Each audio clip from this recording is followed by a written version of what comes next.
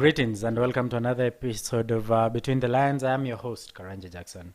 Today we sit down to discuss the role of the media in governance of this great Republic of Kenya in the wake of a decision by the Kenya Council of Governors to withdraw advertisements from the Nation Media Group over what they deem and term as reckless publishing of unverified information linking several governors to corruption. So this afternoon we sit with the Kenya Union of Journalists Nakuru Chapter Secretary General, Mr. Kioko wa Kivandi.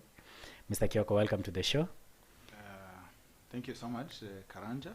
Yes, Mr. Kioko will be helping us and also discussing with us on what the media has been doing, what is doing, and in regards to this issue of media independence and freedom. Send in your comments and questions using the hashtag Between the Lines on our platforms of Facebook, YouTube, and Twitter. So, Mr. Kioko, we just start from the beginning. The Kenya Council of Governors issued a statement in what they deemed as the reckless publishing of unverified information that linked several governors to corruption. And with this, they said that they were going to withdraw advertisements from the Nation Media Group. What do you coin that? All right. Before I respond to that question, let me first of all start by acknowledging the presence of Nakuru TV in the county and congratulate them for the milestones that they are, they've been having in as far as the expansion of, media space in the country is concerned. And I was actually thinking about it on my way here, and I thought they actually need to be awarded for thinking outside the box.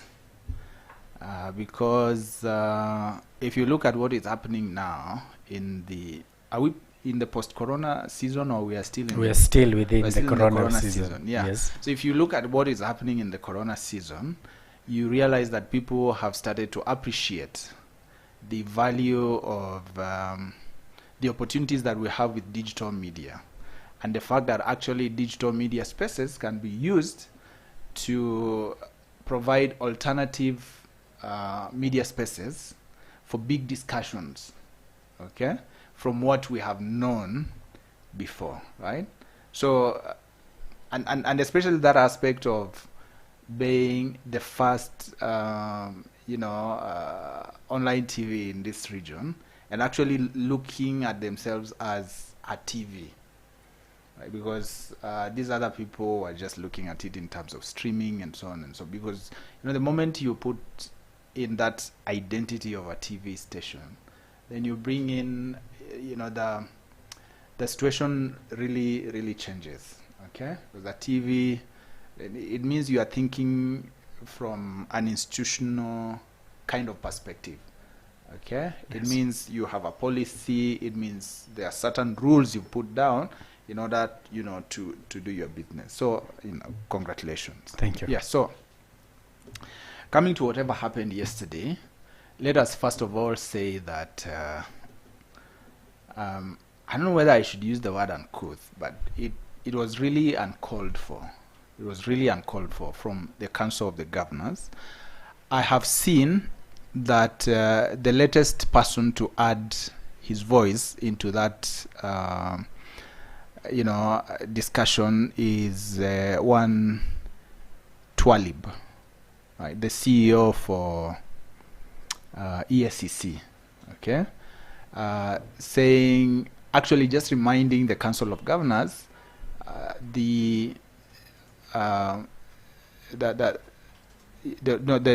frameworks, right, the articles of the Constitution and several other rules that they've gone against, right?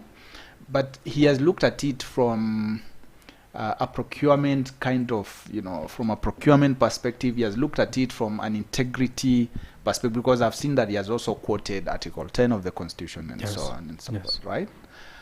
From a media perspective, what is happening is that the governors want to gag the media, okay? They want to gag the media from an economic point of view, okay? Right? Yes. Because they are using the business element to make sure that whatever it is they want the media to do for them, then they do it. They do it, right? Yes. And that is not how the media should operate. So that goes against the canon of media independence, the canon of media freedom, and we should not just look at it in terms of even the canons of media independence within the country, even from an international point of view, and so on and so forth, right? What the governors are actually forgetting is that these monies that they say they will not give to any media house that will say that which they are not pleased with, it's actually not their monies. It's actually not their monies, right? Those funds and the funds that governors are calling, advertising funds, or because every governor has some kind of an advertising vote, right? Yes. That vote is not funded by monies from their family accounts. No. That is money, we get from public coffers, money we get from treasury, and so on and so forth. And the taxes of the people. Yeah, exactly. That's your money and my money, okay? And even so, it's not like they do the media a favor when they bring that advertising revenue, right? By the time you get paid monies by COG, okay, it means there's a service you have delivered, right? So they're actually paying for a product they bought from you, only that this is advertising space. Yes. Okay, so are they doing the media any favor? That's like that's paying for a service the way you would just walk, for instance, into a certain shop, buy airtime and walk away. You pay. And do you think you have worked in several media organizations before, advertisers especially, and they contribute a very huge chunk of the amount of money that media organizations use. This one came out clearly where the Council of Governors actually came out. What about private organizations? You having worked in a media organization before, do they often have a say on what is published or what is aired? The ideal situation is that the advertising desk should not influence the news desk, and the news desk should not influence the advertising desk. Of course, there are times when there's a certain conflict, okay, between the news desk and the advertising desk. What is important is that we need to strike a balance, okay? Strike a balance during what period? Any time where public interest, okay, is endangered, we must stand as the media house and say, this is what our editorial policy says, okay? This is what our editorial policy says. But in an ideal situation, no advert should influence the public interest, because that is what we live for. And the public interest, by the way, is very sacred. Okay? So going against public interest is a sin that cannot be forgiven. I think this one, especially coming just a few days after we commemorated 10 years since we promulgated the Constitution. The Constitution of Kenya itself provides under Article 34 the freedom of the media. That the media has the right to publish or report information to the public. Now, does this one again contravene what the Constitution says? And now, if should the Nation Media Group actually take a step in regards to this and maybe even sue? Well, you see, what the Council of Governors should have done, and this is what every other person should do when they are not happy with an article that has appeared in a certain, section of the media or in a certain publication or whatever, is our Constitution provides for mechanisms of complaining, right? One of those mechanisms is, and it's actually under Article 34, the one you've just quoted, is that under the Media Council of Kenya, we have a complaints commission, which you can write to, and state whatever it is you are not happy with. So what the Council of Governors did by just saying erroneous, just quote it afresh, erroneous, reckless publishing of unverified information linking governors to corruption. Right. So what they just needed to do, instead of engaging in all those shenanigans, is so make a formal complaint, okay, to the media. In fact, as we talk now, the Council of Governors is yet to make a complaint against the Nation Media Group. Whatever they are just doing is politics. Whatever someone else would say, siasa ya pesa nane. Okay, there is a procedure, right? And should they feel that they perhaps they are not confident in that process, then they could even go to court, but not write, not just do a statement and say this is reckless. Anybody can complain, yes, right? But it is not for the consumer of the article to just see it and say, I am not happy with this, and therefore I now prescribe the following steps to be taken against, right? You cannot prosecute your own case. You cannot and judge your own case. It is not right, and it's not fair. The Media Council of Kenya came out strongly, and they issued a press statement on the same. Yes. And they actually advised the Council of Governors that they do have the Complaints Commission, yes, where any person who feels aggrieved by the media in Kenya, they should actually lodge a complaint through that. Yes. Which actually brought me to, while we were preparing for this, there was some time back that the Media Council of Kenya had actually clashed with the Kenya Editors Guild on something related to the same, where the Media Council of Kenya had called out a certain newspaper for repeatedly publishing a certain individual repeatedly as a headline. And when they did this, now the Media Council actually called out the newspaper. Yes. Then the Editors Guild reiterated and told the Media Council that no, a media house under the editorial policy, they do decide what is published on the first page. Well, yesterday, both arms, both Media Council and the Kenya Editors Guild, were reading from the same script, and they were both admonishing what the Council of Governors had actually done. Now, my question is this.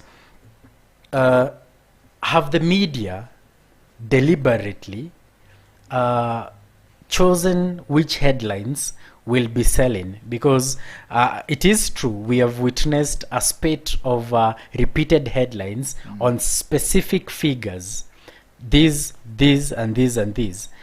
Does this also put to question the objectivity of we as the media? Well, the problem with the challenge with deciding what headline is objective and which one is not objective is that we will never have the same perspective in life. That is the problem. That is the problem. Okay. A while back, when I was younger than this, we were at the university, and a certain scholar from the University of Nairobi called Professor Okoth Okombo came to talk to us. It was teaching us about perspectives. Okay, and he told us that two people looking at the same thing, even at the same time, will not see the same thing, because it depends on where they are standing and the glasses they put on, right?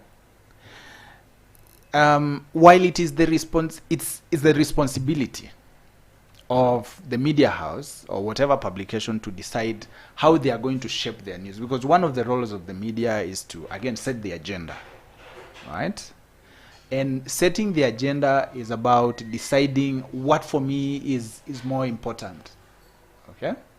So if that publication had felt that for them, perhaps for this week or for this month, we'll only concentrate on this individual, okay? they have their own reasons for doing that. If that is what will make them sell, perhaps it is what will make them sell, right? Because again, media houses and publications are not merchants, you know. I mean, they are not missionaries, they are merchants, right? At the end of the day, there's some, you know, the economics of the media, right? They need to make some money for them to survive, right? Yes. The problem is, if you repeat, you know, the same until it becomes even monotonous, until even this subject you are concentrating on becomes offended, and so on and so forth, right? And if you have no good reason, if for sure you can prove that public interest is being served, if you continue with that kind of headline and, you know, repeatedly just going around that character, it should be okay. There is a problem, though, if you cannot justify such kind of headlines. If you can justify. Yes. Now, I have liked something that you've mentioned on the media house deciding what becomes news. And actually the media normally shapes the agenda of the society. Several times, and you'll see this maybe even on social media, we as the media have often been labeled as Githeri media, and other maybe other not so very good words. And some of the people who have actually propagated such things are saying that instead of concentrating on matters that are more pertinent to the people, like after this information leaked yesterday, I remember I was going through the timeline, and I could see people mentioning that we are actually in the third month where people that survive on antiretrovirus drugs don't have them. Yet our Daily Nation newspapers and the Standard and other local publications will choose other headlines and forget such things that are more pertinent to the people. Does that actually warrant why we will end up being called such names? Githeri media. Yes. We need to be very careful every time we refer to the Kenyan media as a Githeri media, because what we need to actually put in mind is how this word was introduced in our discourse, right? It's a political statement, and it has its own history, okay? When that statement was being, when that identity was being formed or formulated, it was at a period when the political class was not happy with the reporting of the media. Why? Because of the elections. Is it not? Yes, it because is. of the last the previous elections. The previous elections, yes. Right? And we can even go on and on and on, and perhaps even pick whoever it is who coined that. And whoever coined that term, you and me know that has a history of coining certain words that have ended up demeaning people, you know, in the civil space. Yes. Media being one of them. Okay? Yes. So every time we talk about the term and the identity of Githeri media, we always need to think about how it is started. But every time again we also reflect about that term, we say, okay, we appreciate that it is a term that is reminding us, that is helping us to do a quick audit of ourselves and the work that we do. Okay? Yes. If by using the term Githeri media, the population, communities or residents or our readers are actually saying we are not happy with what you're doing, we would rather, if you concentrate with this, if they are using that for that, it is okay. But if they are using that to demean what we do as the media, then that is wrong. Because there are also several other things that, so even now, right, we this topic that has finally, started this discussion, right? The media was actually telling, the Council of Governors, look, there's one or two things that you are not doing right, okay? And, the Council of Governors is not happy. Did we call them Githeri Council of Governors? No. They still remain the Council of Governors. The Council of Governors, right? The other thing that Kenyans need to start appreciating is that in the era that we are living in, the era of what we refer to as user-generated content, right? Nobody has the monopoly today of shaping the country's agenda. Okay, so it really doesn't pay much when you keep on telling the media, "Oh, you are not setting up the right agenda," right? If you want to set that agenda, and you just feel like the mainstream media is not doing it right, just go on Twitter and start that discussion. How many discussions have started on Twitter, started on several digital platforms, and have ended up exploding, right? And making the country think. How many stories have we picked from Twitter? There are so from many Twitter that have handles been and so on picked. and so on. Yeah. There are so So it really doesn't pay. And let us move away now from this situation where the audiences just keep on saying we are not happy with the media. It is not. We appreciate that. Yes, the media plays a very big role in making the nation talk about certain things. Just like that expose by Dennis Okari is making the whole country, talk about the corruption, in the health sector. Yes. And especially during the corona period, right? Yes. But we should not say that if now there's no one in the mainstream media telling that story, then there's no any other way we can tell that story, and therefore all of us, are failed. That should not be a reason for a backlash against the media. And we'll be coming to look at what the new technology is doing, especially in the world of media. Allow me to sample some comments from our viewers. We have Mangwana Ati, who is watching us from Finland. We have Eric, who says, trying to use taxpayers' money to limit the freedom of the press is not right. SL says that the Council of Governors should know that Kenyans are watching them closely, and such a move only shows they think they are above public scrutiny. Wema Fadhili says that media houses for a long time relied heavily on advertisements for survival, and any interference to this inlet is a threat to is a threat to their survival. It's high time for media houses to start some income generating projects to help keep them going on, to avoid heavy reliance. Then Laban Malloy says, it's uncalled for. The guilty are always afraid. Media remains the main player in enhancing the accountability of government to its citizen, a role that should be guarded jealously. Now, Kioko, allow me to ask you, we have talked something about the demeaning terms to the media. We go to the States and we will find one Donald Trump who repeatedly calls the media fake news and fake media. Then you come back here in Kenya, and we had actually the head of state some time back who said that newspapers should only be used to wrap up meat. Do such tones or such words by heads of states or maybe public figures influence how the public look at the media? Of course, that is exactly what we're saying. But before I respond to that, let me pick what Fadhili was saying. He's talking about diversification. Yes. Okay.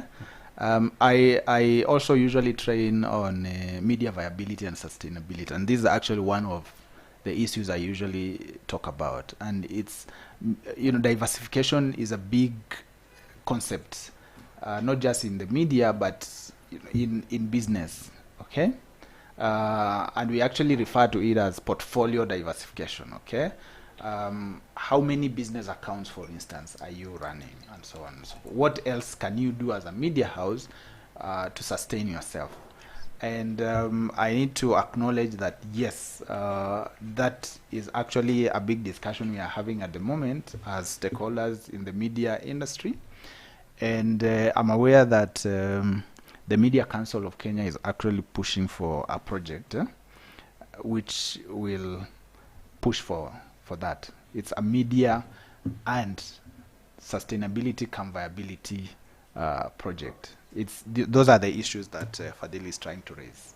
And yes, that should be done by anybody who wants to remain in business. You have actually seen today the amount of money that is going to bloggers and other users of digital platforms. Yes. Which is the very cash that would have come, that initially would come to a TV station, that initially would come to a radio station, and yes. so, or to the newspaper, and so on and so forth. Yes. Yeah, and those guys are making a kill, right? So, for instance, then when we are talking about diversification, we are even saying, to what extent can a radio station monetize their Facebook, their Twitter, their Instagram page? Okay? How can they monetize their Twitter handle, for instance, right? And of course, that needs to be done within the confines of the law, because again, media houses do not sprout from the ground, you know, like seeds, right? They are run as companies, as firms, and so on. Now, when you come to company law, there's a law that says you should not go outside your mandate. Okay? Yes. If you do that, we usually say that I should remember the term. I'll tell you, right? Okay. But if you were registered to run, if you said I will be registered to publish a print, okay, a print publication, then at some point, unless you had indicated initially that you have the opportunity to diversify to other things, then you need to stick to that, and so on and so forth, okay. right? Yes. So in other words, you cannot pretend that you are a media house and then in the name of diversification now go and start exploring on geothermal power. Okay? Yes. Actually, I've remembered the term. If you do that, then we say your act is ultra vires. Okay. Okay? And so on and so forth. Right? Yeah, so even when we are doing diversification, we need to diversify within the confines of the law. So coming to Trump, you know, I always keep on saying that fake news did not start yesterday. Okay? It's only that Trump has been the guy who has perhaps publicized it. Okay? But I usually say that actually, even when you go to the Garden of Eden, there was some aspect of fake news. Okay? Yes. Because when the snake came to have a chat with Madame, yes, right? And saying, you know, if you do this, that was actually fake news. That was propaganda. Yes. Okay? So it didn't start yesterday. If you look at the histories of all the major wars we've had in the world, they had an aspect of propaganda. Okay? Yes. And the best one, for instance, which is closer to us, is for Kenyans, is the 2007 post-election violence. But closer here to our neighbors in Rwanda, there is also that story and so on of the cockroaches. That was also fake news. Okay? Yeah. So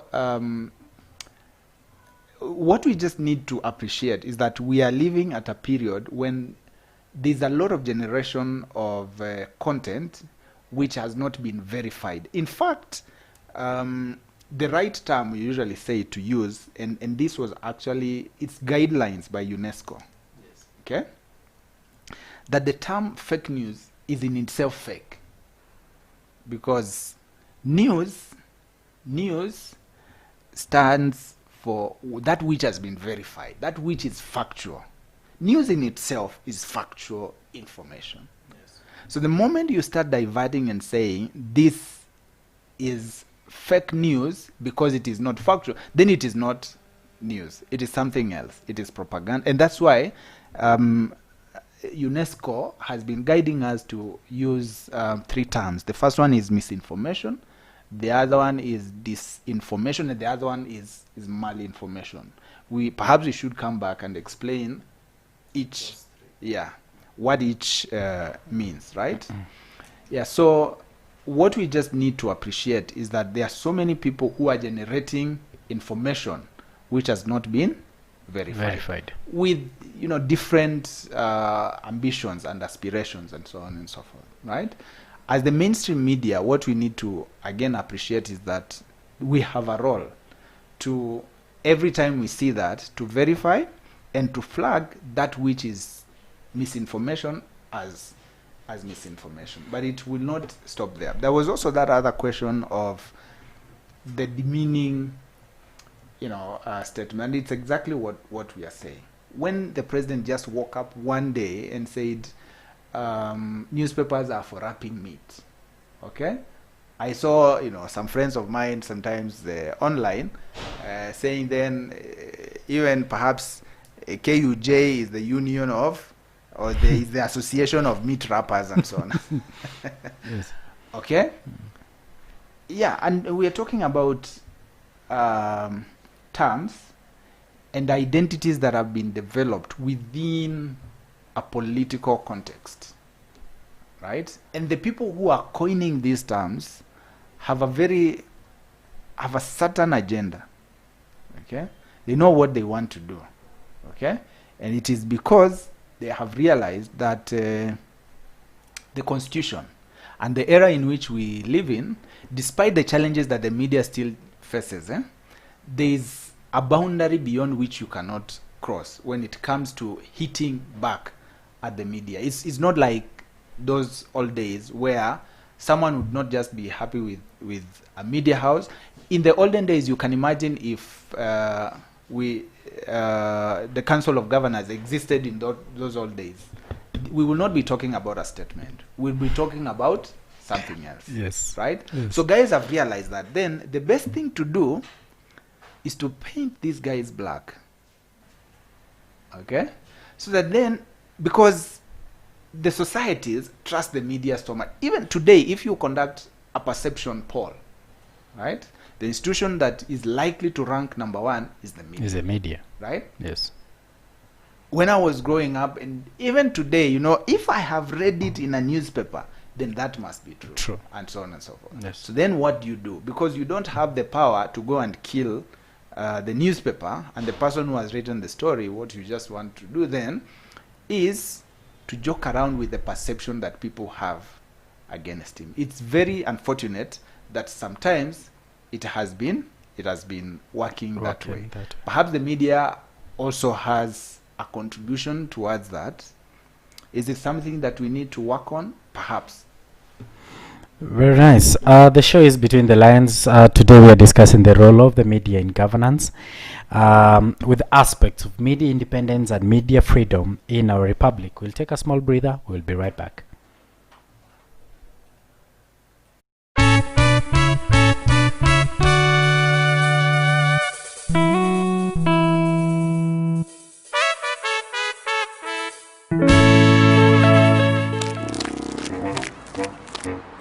Kuja hapa umetoka wapi? Unaenda wapi? Saini za ngapi? Kwa nini na kivipi? Hebu eleza mara moja. Kuja huyo madha kuja hapa. Officer, mimi ni mtu wa chemist, naenda nyumbani. Hata niko na barua ya essential services. Ati chemist? Si unajua serikali ilisema sisi tuko na ruhusa ya kuchelewa kidogo. Ati serikali ilisema aje? Wewe unasemeanga serikali? Wewe ndio government spokesman. Makosa ya kwanza, impersonation of the government spokesman. Officer, hata wewe unajua hii curfew imewekwa kupunguza maambukizi, si kudhulumu wananchi. Imewekwa kudhulumu polisi, si ndio? Hapana, polisi ndio wanaitumia vibaya. Sasa unanisomea? Yaani umeacha kusemea serikali, sasa unasomea serikali. You are reading to the government. Hiyo ndio makosa ya ngapi? Si hivyo officer. Alafu, kwanza wewe mbona hujavaa mask? Si unajua hata nyinyi maafisa wa polisi mnajiweka at risk ya kuambukizwa COVID, Kwa nini huvai mask? Sasa unauliza serikali maswali tena. You are interrogating the government. Makosa ya ngapi? 3. Tuache mambo mingi kijana. Kwanza nyinyi mmepewa pesa ya COVID allowance. Sisi hata hatujapewa, hata roadblock zilifunguliwa. Cheza kama wewe. Ati nini? Leta ile unaleta kijana na uende kule unaendanga. Sina pesa officer. Boss, unaongeza makosa chia ingine. Unajua sisi ni nani bana? I can take you to quarantine anytime bila makosa yote. I can take you anywhere I want. Saizi hakuna katiba, tumesuspend everything. Unajua sisi nani? We have powers. Sisi ndio Kenya police. Unajua kutembea bila pesa ni murder case. Unataka kuwa serikali na njaa? Hebu Thomas nikuone kinyangarika hii. Utasema hiyo mambo yote mbele. Kuja haraka, tembea. Kanyaga kubwa twende. Alafu ofisa unajua ufai kunikaribia hivi na hata una mask. Unajuaje kama niko na COVID? Unaishiki witi kwa nini twende wewe? Ai, kwani hii mtu yuko na corona? Unataka kuwa mimi na corona? Toka hapa shetani wewe, manslaughter wewe, attempted murder COVID-19.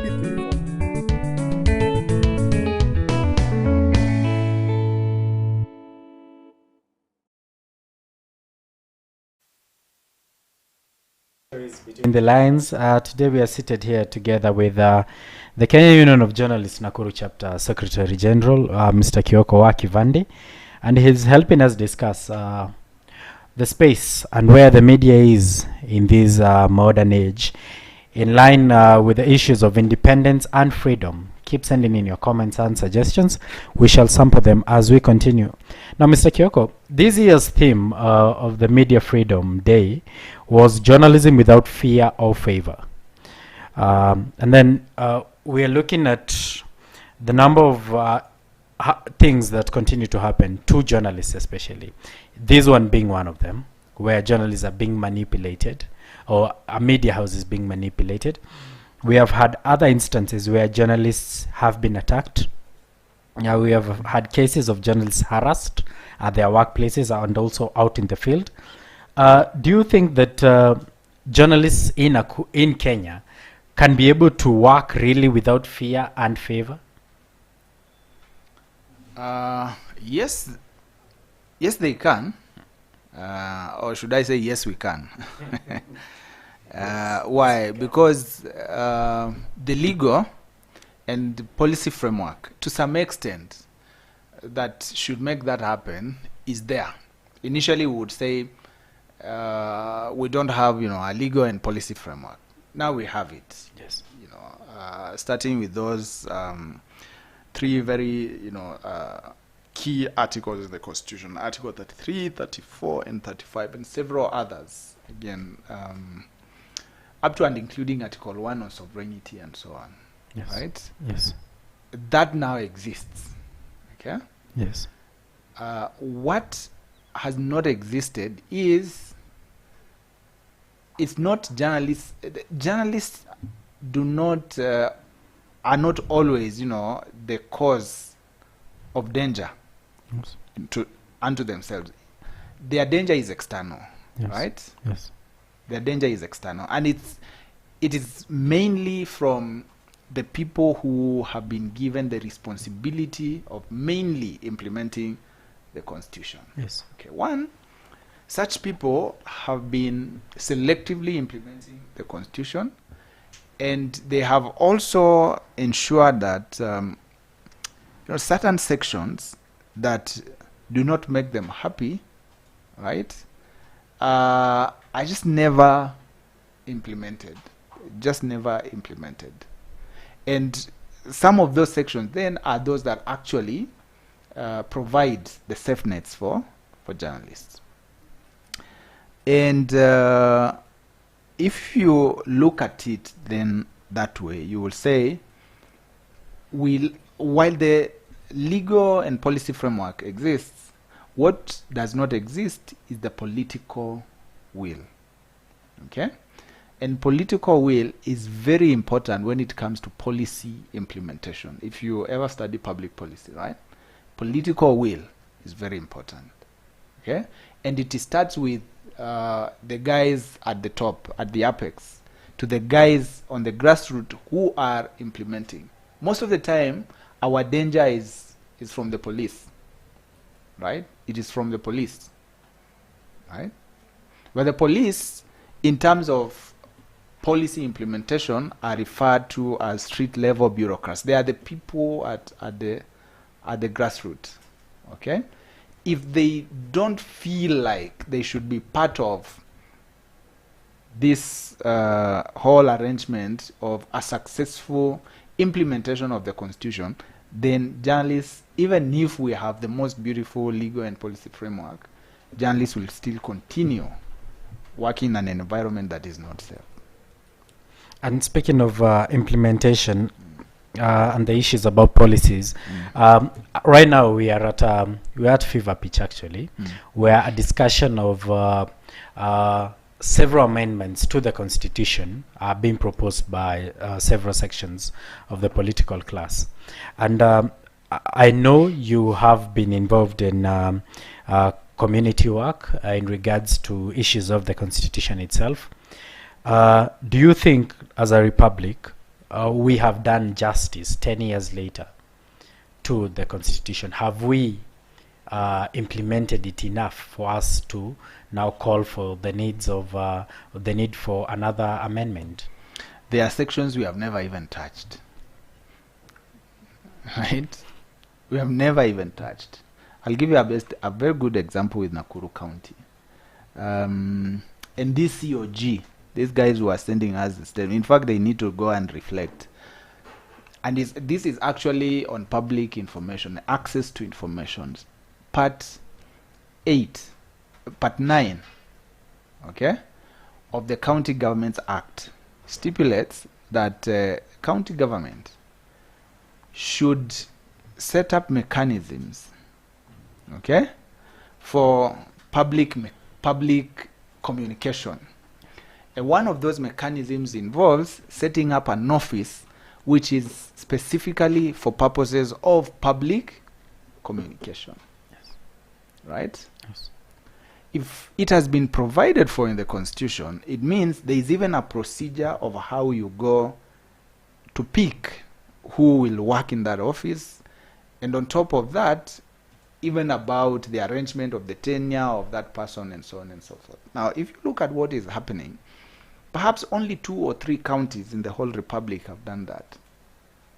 Okay? Even Dr. Alfred Mutua himself, who is a scholar on matters communication and who is a former government spokesperson, Yes. I'm not sure he has done it. Okay? When we are talking about that, this accolade most of the time goes to Makueni and some. Actually, the county I'm very sure of is Kisumu that has done that. What has happened is, what governors have done is they have picked their political cronies and given them positions in what they think are communication office. And I'm sure if you go and if you talk to them, they want to quote you that section and so on and so forth. But it is wrong. It is wrong. In other words, what that section, what that part of the County Government Act says is follow whatever is happening at the national government, right? Where we have a spokesperson at State House, and we have a government spokesperson, I think, is it from Harambee House? Yes. Right? Tell me if we have such an arrangement in Nakuru. Do we have? So if we don't have that arrangement, where for instance, will our governor even have the guts of telling us that he's sharing enough information? Perhaps if governors had such an arrangement of sharing information properly and effectively, okay, perhaps if they would not even need to even accuse the media of sharing false information about them, because the societies, the communities would be so well informed. It's the communities that will be flagging off those stories by the media houses as being false. Okay? But what the governors are doing is that they want to hold information when and it's especially information on expenditure. Okay? And when media houses or journalists call them out for that, then they start saying that information was not factual, and perhaps even when this person was writing this story, you are not even available because you feel like you are a king and so on and so forth. Have we properly implemented the Constitution? Of course we have not. It is true that the Constitution provides for opportunities to amend. Okay? But even now, as we have that discussion on the need to amend the Constitution, are we even having the right discussion? Are we having the right inspiration to change the Constitution? For me, that is the issue. It's not about it is time is ripe for us to change or to amend the Constitution. It is about what is our aspiration. Why do we want to change this Constitution? Okay? It's like you want to go and buy another storybook, before you have read the one you have to the last page. Yes. Okay? So, Finish this one first, then go to the Yeah. next one. okay. Okay, now on programming and content, especially on our media spaces, several times we've had several critics questioning the content being shown or being aired or even discussed on radio, on television, and such a view. And I know you belong to the different to several media stakeholders groups in our republic. Do you think the programming and content elements of our media platforms are a bit not the best, or maybe leave a lot to be desired, You see, especially on grounds of things like morality, that's suggestive talk, yeah. and even nudity? I know the radio is the big culprit here when you're talking about content. Most of the time, it has been very easy for radio journalists to hide, and perhaps it is because the radio is a blind media and so on and so forth, right? It's not very easy for a respectable TV presenter to just behave in certain ways, Yes. right? Yes. So in most cases, it's actually the radio. Yes. I see. Sometimes it's actually that challenge of, I don't know who came up with that slogan of "my dress, my choice" and so on and so forth. There are so many radio stations in the country, and every time you start complaining, you always hear these guys telling you, "Oh, you are not happy with our content? Feel free. Switch to the next station. Yes, just Yes. dial. Move to the next highway Yes. and drive in there. You will find, people, and radio, I think, is actually the media with the highest. We have so many frequencies that are actually in use as compared to TV, as TV. compared to the print publications that we have. So one, perhaps then it's up to the person who's complaining. If, for instance, you feel you cannot stick here, just move Yes. to the outlet that makes you happy. Yes. But having said that, that does not mean that because we have a plurality of radio stations, then that should be a leeway for radio stations, and especially radio stations, to have immoral content. We have a very strict programming code that stipulates how content should be developed and also aired, and so on and so forth. But you see, the problem is the challenge here, and we go back to that aspect of diversification. When this person was setting up their radio station or their media outlet, right, there's that which they thought is for them. Right? You don't just wake up and start a radio. You don't just wake up and start a media outlet. You start a media outlet to fill a gap.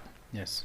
So if they found that perhaps for them, that is the gap. Okay?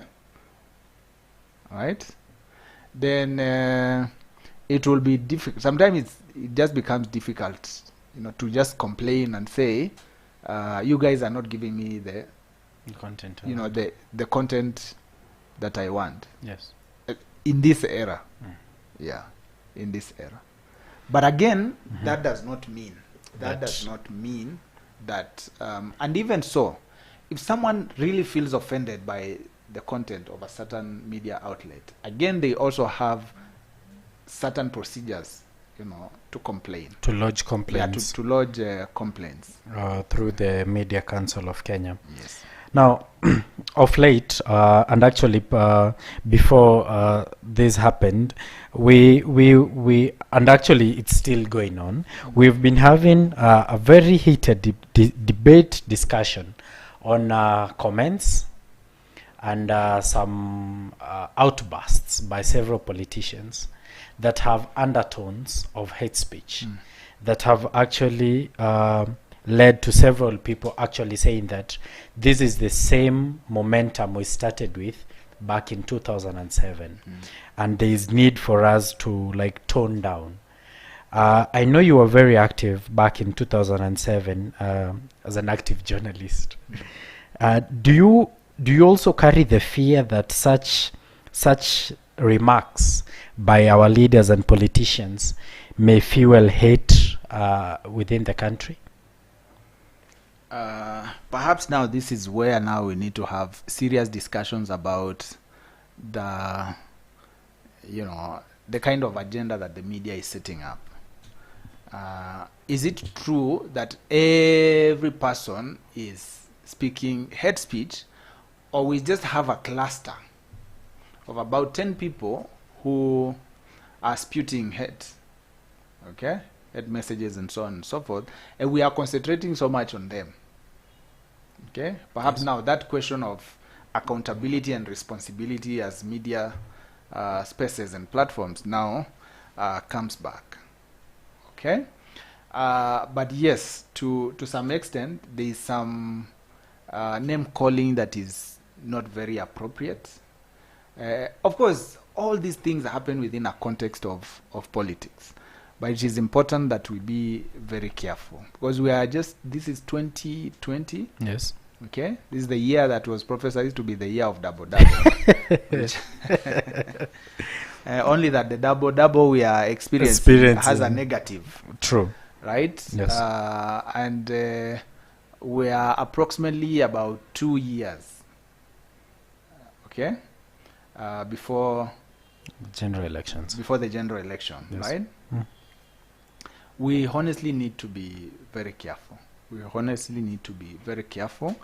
With even the kind of platform, and perhaps even journalists should also go beyond this aspect of just saying he said, and so on. When you meet this person who you think has actually said some content which is hate speech, why do you while you are still in the field, perhaps engage them further and really ask them if what they actually think about what they have said. Their remarks. Yes, their remarks, before you even come and air it.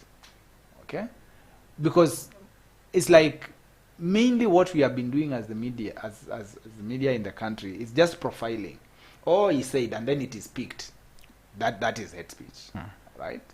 But did you take time to even engage, that fella?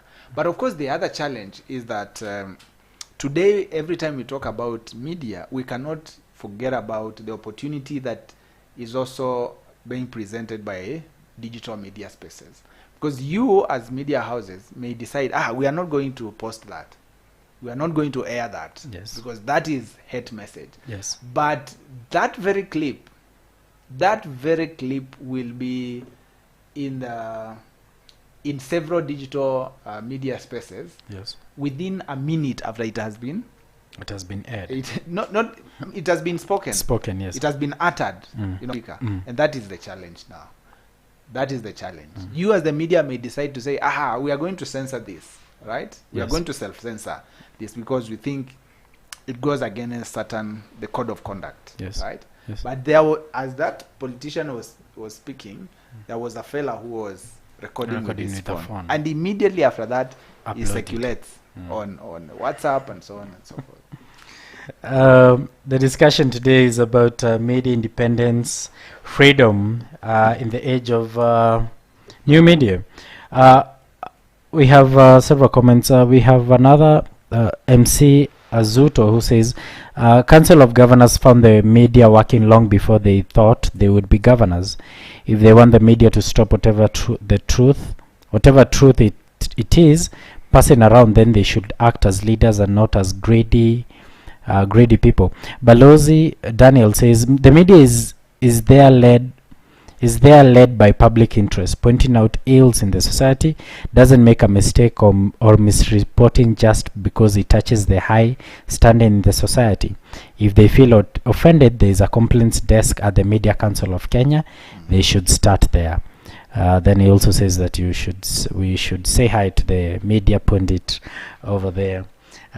He has actually learnt a new word. You say that I have learnt a new thing.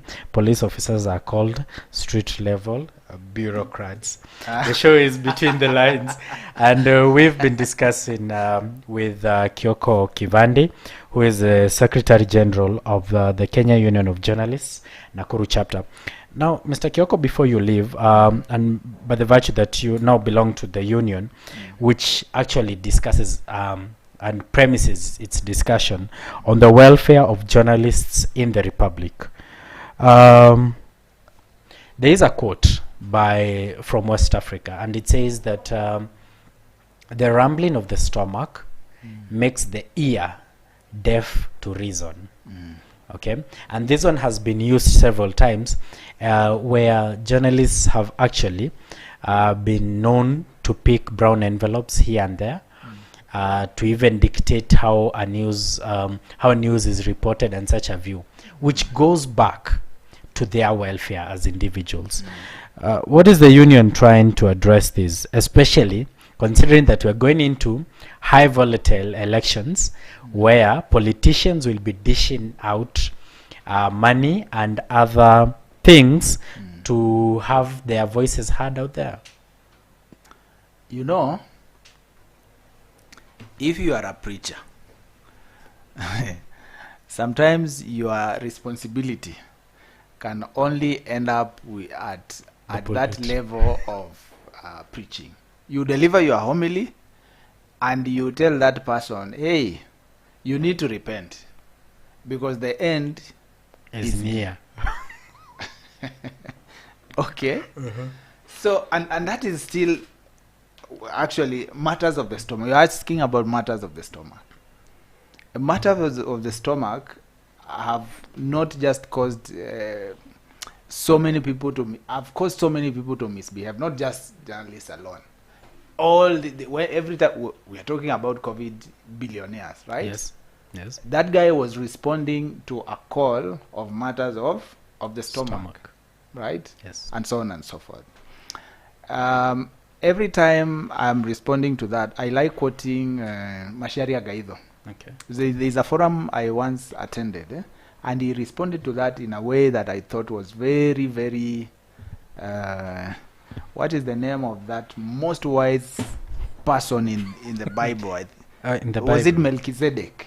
You know, that was the oldest. the oldest, yes. So like the order of... he responded to it like in the order of Melchizedek of old. Yes. Right?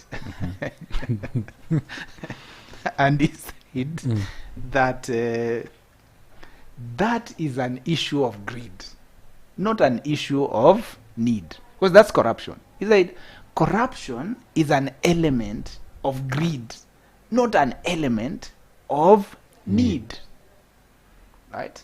Guys are not engaging in corruption because they don't have. In fact, the small guy who is only living on $1 a day does not know how to engage in corruption in serious macro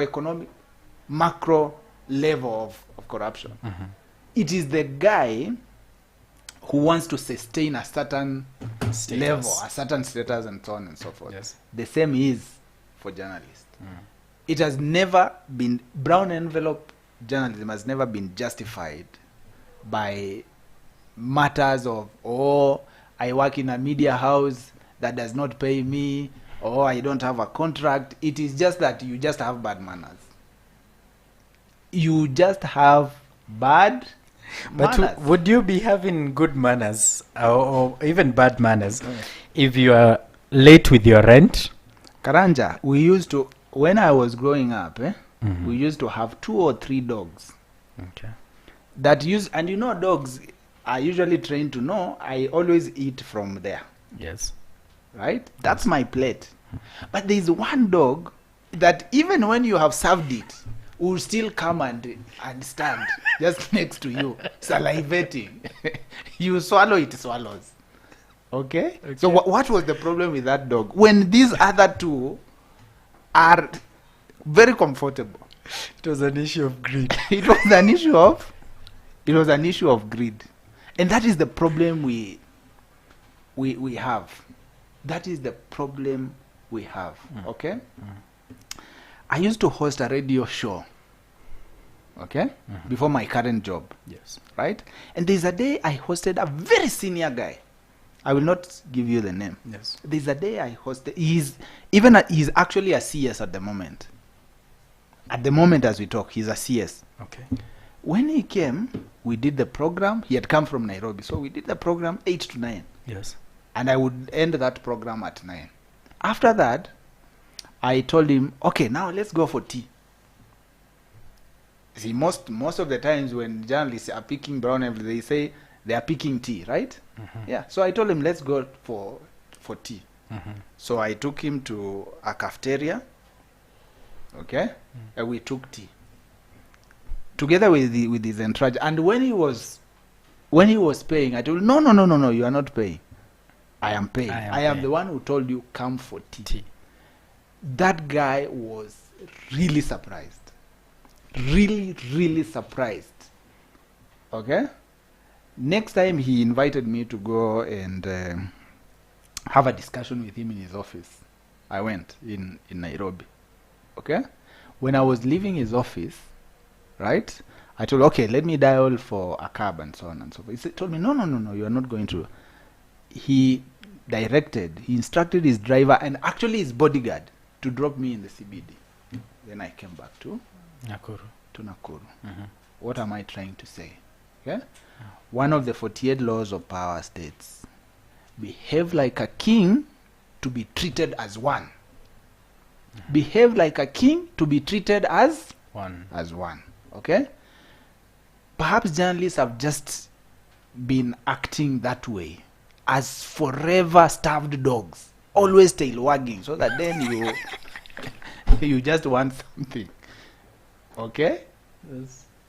The aspect of brown envelope journalism, as Macharia Gaido well put it a while back, and it is several years back now, it is an element of greed, not an element of need. You said we are finishing, right? Yes.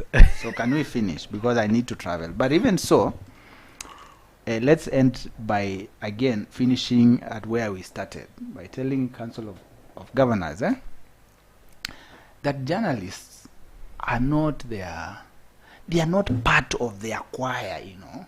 We are not living in a kingdom. You know, kings used to have certain people who are called praise poets. Okay? In literature, we call them panegyric poets. Panegyric poets are people who construct poems and they sing praises for kings, right?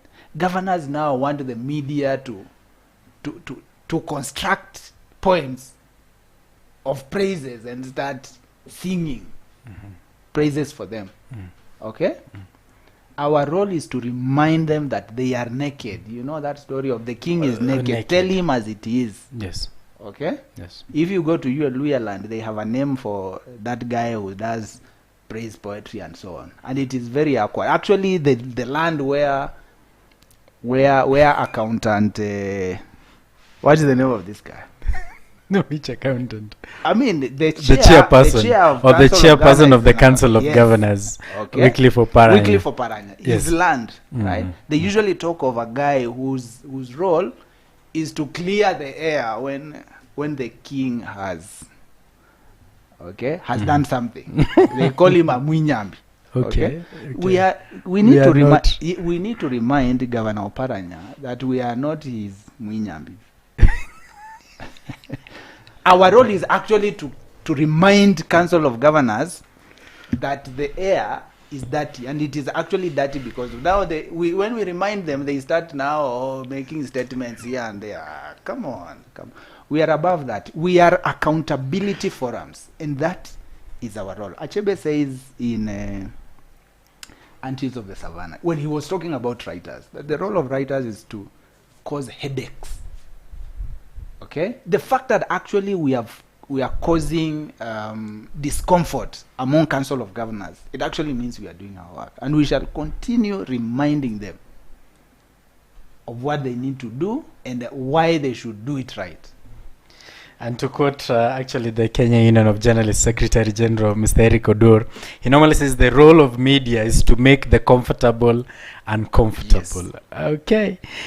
The show has been Between the Lines. We have been discussing with Kioko wa Kivandi on the role of the media in governance in line with the aspects of independence, freedom, and accountability.